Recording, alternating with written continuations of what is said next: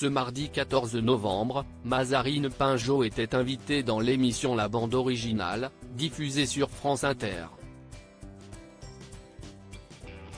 Auprès de Nagui et de ses chroniqueurs, la fille de François Mitterrand a évoqué son nouveau roman, Le Salon de Massage, publié en août dernier, avant de revenir sur la révélation publique de son identité, faite par le paparazzi Sébastien Valliella dans les colonnes de Paris Match, qui a bouleversé son existence.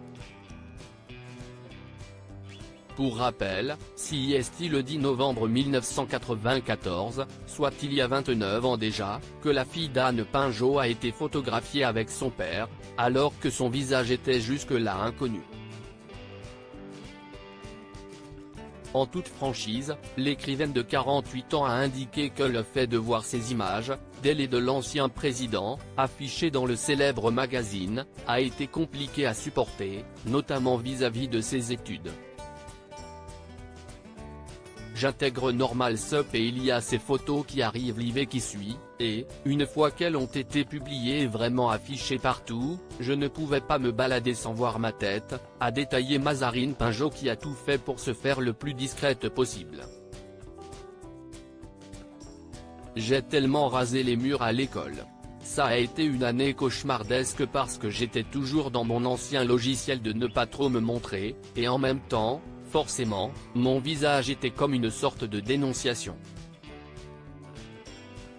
C'était très schizophrénique, a-t-elle affirmé.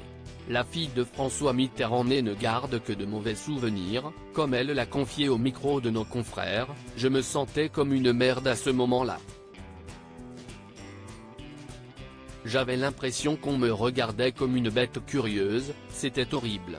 J'avais l'impression de trahir tous mes principes.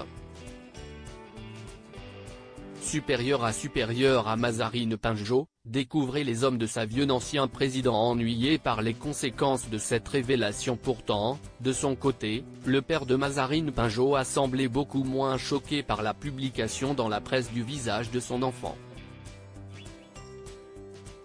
Dans le livre Les paparazzis de la République, publié en mars 2022, le journaliste Renaud Revel revenait sur les déclarations de Roland Dumas, ami de l'ancien chef d'État, selon lequel ce dernier avait commenté la beauté de sa fille, avant de dire qu'il l'aimait.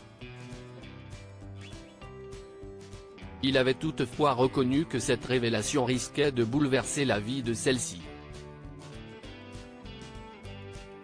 CIST très ennuyeux, car je ne voudrais pas que cette publication la perturbe alors qu'elle est en train de passer ses examens, avait-il lancé, un brin inquiet et à raison.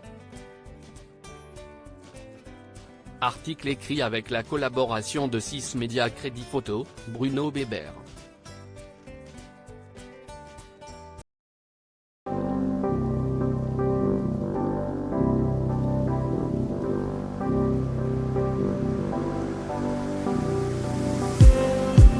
Just need